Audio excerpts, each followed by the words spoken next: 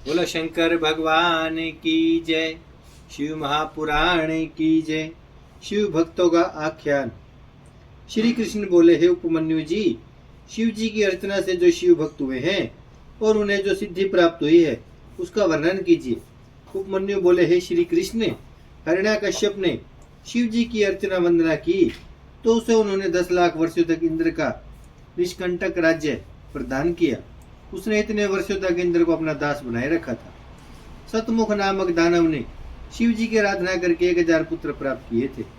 शिव जी की असीम कृपा से श्री हरि याज्ञ वल्क्य वेदों के ज्ञाता हुए। व्यास जी ने भी शिव जी की कृपा से वेद और पुराणों का ज्ञान प्राप्त किया था। प्राचीन काल की बात है कि शिव जी को क्रोध आने पर पृथ्वी का जल सूख गया था।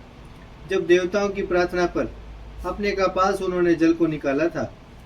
राजा चित्रसेन भी शिव जी की कृपा से शत्रुओं पर विजय पाने में सफल हुए और निर्भय बनकर शिव जी की भक्ति में लीन हो गए थे। राजा चित्रसेन को देखकर गोपी का बालक श्रीकट भी शिव जी का भक्त बन गया। शिव जी के सोमवार के व्रत के प्रभाव से सीमतिनी पत्नी के द्वारा अपने पति चित्रांगद के यमुना में डूबने पर भी मृत्यु से रक्षा हुई। वे नागलोक में जाकर वहां से अपार संपत्ति लाए। चंचला वैश्या भी गोकर्ण क्षेत्र में जाकर तर गई। उसने अपने दुराचारी पति बिंदुक को भी सदगति दिलाई। महाकाल नाम के महापापी और हिंसक व्याध को शिव जी की पूजा करने से सदगति प्राप्त हुई। ऋषि दुर्वासा जी तो शिव भक्तों में प्रसिद्ध हैं। प्रजापति ब्रह्मा जी शिव भक्ति से ही सृष्टि की रचना करने में सफल हुए।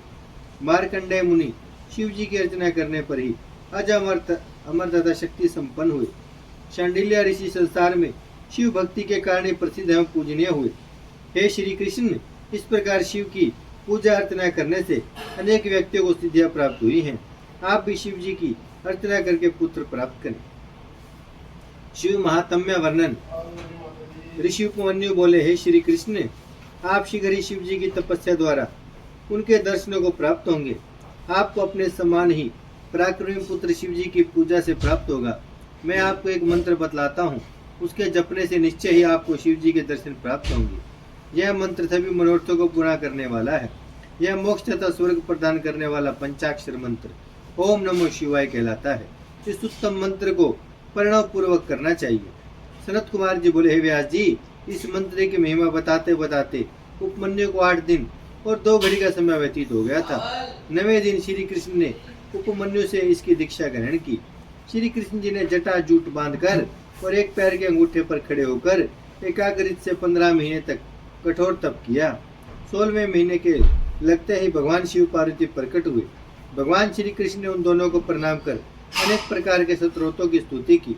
शिव जी के प्रसन्न होने पर श्री कृष्ण जी ने उनसे 8 वरदान मांगे, जो इस प्रकार है। पहला, मेरी बुद्धि सदैव धर्म में लगी रहे। दूसरा, मैं समस्त संसार में अक्षय यश का भागी बनूं। तीसरा, आपके समीप ही मेरा निवास रहे। चौथा, मैं आपकी दृढ़ भक्ति प्राप्त करूं। पांचवा, मुझे महापराक्रमी 10 पुत्र प्राप्त हो।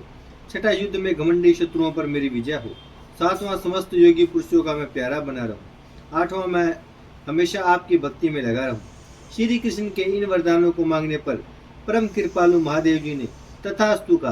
फिर माता पार्वती बोले, हे श्री कृष्ण, मैं भी तुमसे बहुत प्रसन्न हूँ। मेरे से भी कुछ इच्छा अनुसार वर मांगो। इस प्रकार श्री कृष्ण ने कहा, देवी, मैं सदा ब्राह्मणों की सेवा करता रहूं और माता पिता का भक्त बना रहूं। पार्वती जी ने उन्हें वरदान दे दिया। इसके बाद शिव पार्वती अंतर ध्यान हो गए। इसके बाद श्री कृष्ण उपमन्यु के पास गए और उन्हें प्रणाम करके शिव जी की प्रसन्नता की बात बताई। यह सुनकर उपमन्यु बोले, हे श्री कृष्ण, भगवान शंकर से बढ़कर संसार में वरदान प्रदान करने वाला कोई दूसरा नहीं है। उनकी लीलाएं अपरंपार हैं। इतना सुनकर श्री कृष्ण उपमन्यु को प्रणाम करके द्वारका को प्रस्थान कर गए। भगवान श्री रामचंद्र ने भी शिव जी की आराधना करके समुद्र पर पुल का निर्माण कराकर तथा दिव्य अस्त्र प्राप्त कर रावण के वंश का नामो निशान मिटा दिया था।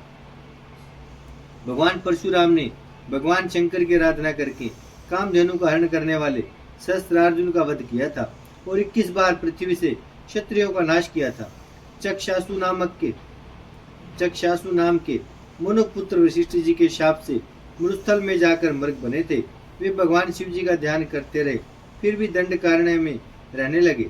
बाद में वे शिव जी की कृपा से गणेश जी के गण बन गए थे। गार्ग्या मुनि की तपस्या से प्रसन्न होकर भगवान शिव जी ने उन्हें त्रिकाल ज्ञाता 10,000 पुत्र तथा सरस्वती नदी पार करने की समर्थ्या प्रदान की थी। गालब नाम के एक ब्राह्मण ने अपने पिता को, जो एक ब्राह्मण के शाप से मर गया था, शिव जी की कठिन तपस्या करके पुनर्जीवित करा दिया। इस प्रकार शिव पूजन का बहुत महात्म्य है। बोलो शंकर भगवान की जय, शिव महापुराण की जय। भजमन नारायण नारायण नारायण, श्रीमन नारायण नारायण नारायण, लक्ष्मी नारायण नारायण नारायण, सत्य नारायण नारायण। बोलो शंकर भगवान की जय, शिव महापुराण की जय।